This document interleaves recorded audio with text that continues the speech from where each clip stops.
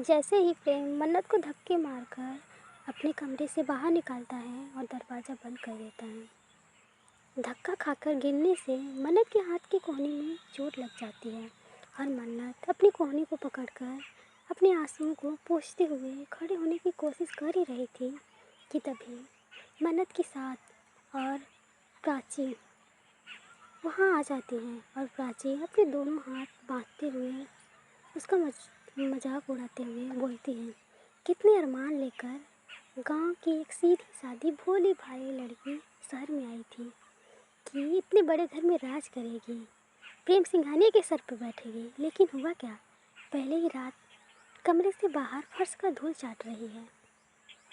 इतना बोलकर प्राची मंजू जी की तरफ से मन्नत को देखने लगी और प्राची मुस्कुराने लगी। मन्नत उठने की कोशिश कर ही रही थी।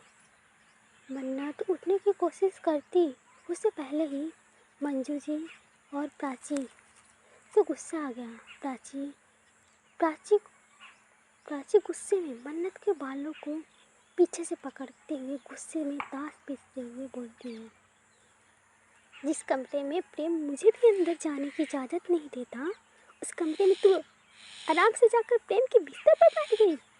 तू जानती भी नहीं प्रेम सिंघानिया कौन है। तेरे जैसी लड़कियां ना उसके कदमों के नीचे रहती हैं। तू क्या समझ रही है कि तू शादी करके आई है तो प्रेम तेरा हो जाएगा? कभी नहीं होगा तेरा।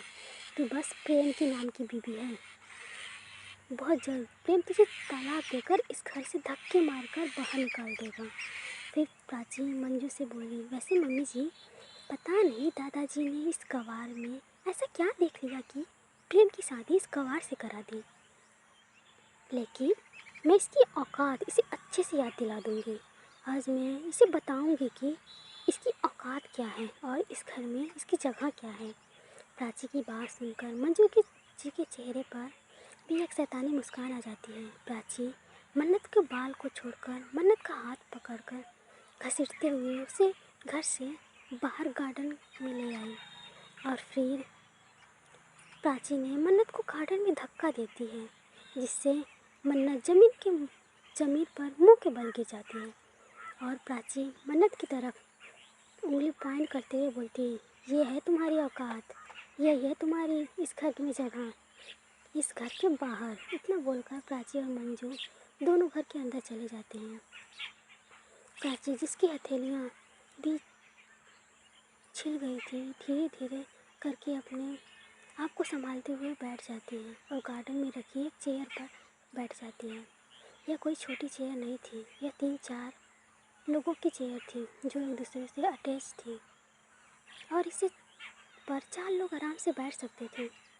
एक इंसान तो सीधा लेट सकता था। मन्नत तो अचानक से अपने ऊपर टूटी मुसीबत से हैरान थी और एक पल के लिए समझ नहीं आया मन्नत को कि 2 ही पल में उसकी ज़िंदगी क्या से क्या हो गई।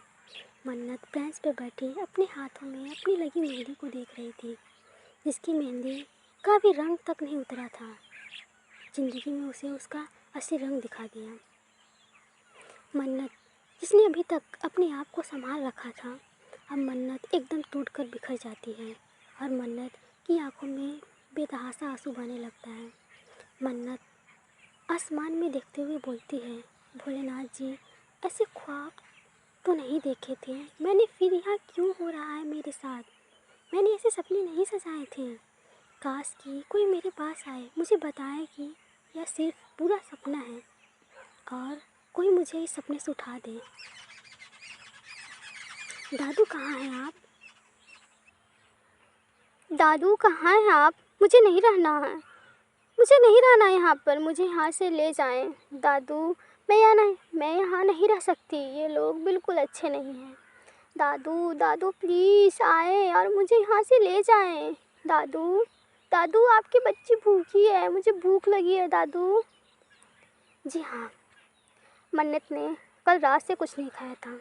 कल रात जुदाई के बाद मन्नत दिल्ली आ गई थी और यहाँ पर आने के बाद शोभा जी ने मन्नत की खाने की जिम्मेदारी मंजू को दी थी, पर मंजू ने उसे बिल्कुल भी खाने के लिए पूछा तक नहीं था और न ही किसी सर्वेंट को खाना मन्नत को देने के लिए कहा था। इसीलिए मन्नत कल रात से भूखी थी, क्योंकि मंजू जी चाहती थी कि मन्नत पहले ही दिन अपनी हिम्मत तोड़ दे। और शायद कहीं ना कहीं मंजू जी अपने इरादे में कामयाब हो रही थी, क्योंकि मन्नत बेशक दुनियादारी समझ समझ समझ समझ दुनियादारी समझकर समझदार हो गई थी, लेकिन थी तो 18 साल की बच्ची ही ना, जिसने अभी 18 साल होने में 3 महीने बाकी थे। और एक मासूम सीधी सादी बच्ची पर एकदम ऐसे मुसीबतों का पहाड़ टूट गया था, जिस पति के भरोसे अपना शहर, अपना गांव, अपना घर, अपना आंगन, अपने आप, अपने अपनों को छोड़कर इस अजनबी शहर में आई थी, एक पल में उसने उसे पराया कर दिया। और अब बची खुची कसर भगवान जी पूरी कर रहे हैं, क्योंकि अब ज़ोरों से बारिश शुरू हो गई थी। और बारिश के साथ जैसे मन्नत की आंखों के आंसुओं का कोई अस्तित्व नहीं था, ऐसे ही मन्नत के सारे ख्वाब, सारे सपनों का कोई अस्तित्व अब मन्नत के दिल में नहीं था। एक बाप ने बड़े नाज़ों से अपनी बेटी को पढ़ाया लिखाया बड़ा किया, आखिर एक शख्स आया और उसकी दुनिया को छीन कर ले गया। बाप ने तो ख्वाब देखे उसकी बेटी बड़े घर में राज करेगी, पर यहाँ तो जालिमों ने एक आंगन भी नहीं दिखाया। बारिश अब थम चुकी थी, रात ढल चुकी थी और सुबह की पहली किरण में अपनी दस्तक दे और सुबह की पहली किरण ने अपनी दस्तक दे दी थी। पूरी रात भीगने के कारण मन्नत की तबीयत खराब हो गई थी। मन्नत को बुखार आ गया था। मन्नत पूरी रात ऐसे ही बेंच पर बैठी हुई थी और अभी भी मन्नत अपने आप को संभाल कर बेंच पर बैठी ही थी। सुबह सुबह हलचल करने के लिए चहल कदमी करने के लिए दादाजी गार्डन में घूमने आते हैं।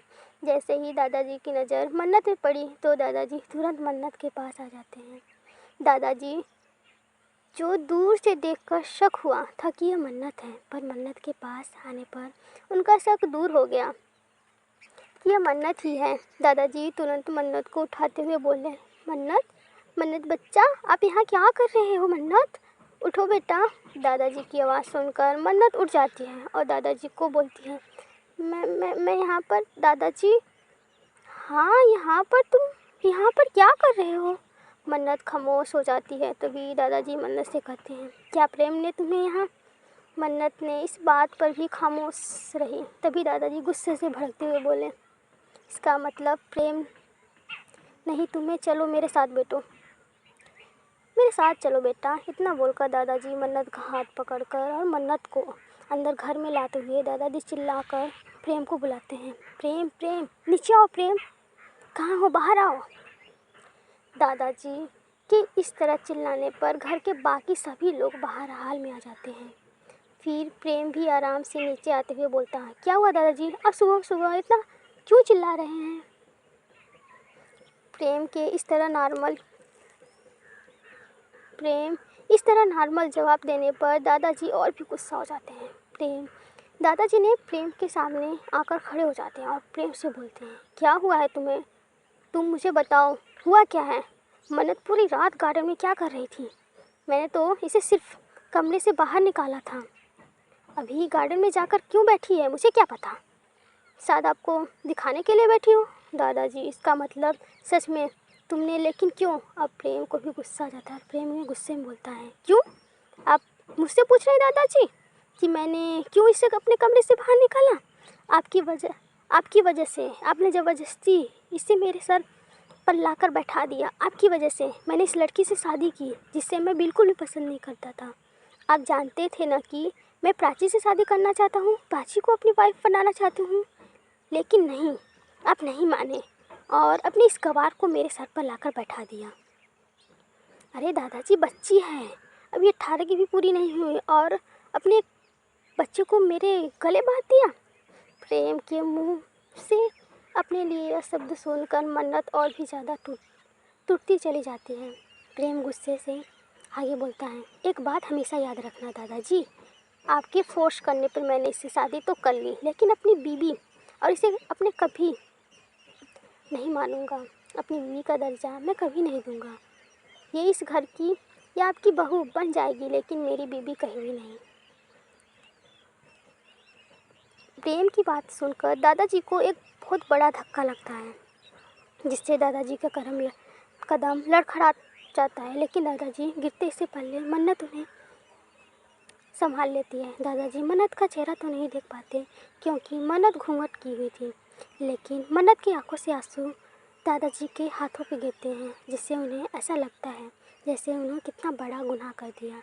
और प्रेम अपने दादाजी की तरफ पीठ करके खड़ा हो जाता है। दादाजी अपने आप को संभालते हुए अपने कमरे की तरफ जाने लगते हैं। दादाजी के कदम ऐसे थे उनको साथ ही नहीं दे रहे हों। दादाजी बहुत धीरे धीरे कदमों से अपने कमरे में जाते हैं, कमरे की तरफ जाने लगते हैं।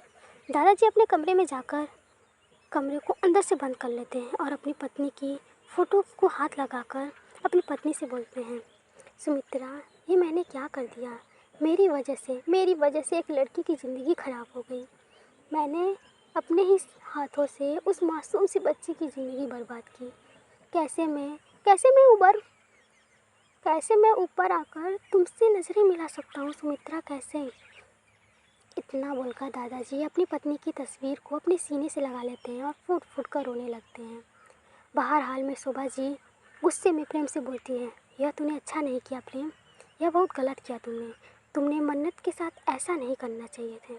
तुम कैसे मन्नत के साथ ऐसा कर सकते हो? प्रेम गुस्से से बोला, अब आप शुरू मत हो जाइए बड़ी माँ, ये सब लोग मुझे ज्ञान देना बंद करो। सबको बस इसकी पड़ी है, लेकिन आप सब लोगों ने मेरे साथ मिलकर क्या किया, यह आपको दिखाई नहीं दे रहा? इतना बोलकर प्रेम गुस्से से मन्नत को घूरते हुए घर से निकल जाता है। अपने बेटों को इस तरह गुस्से से जाता हुए देखकर मंजू जी को भी गुस्सा आ जाता है और मंजू जी गुस्से में मन्नत को एक जोरदार थप्पड़ मार देती है और मन्नत अपने गाल पर हाथ रखकर एक तरफ झुक जाती है।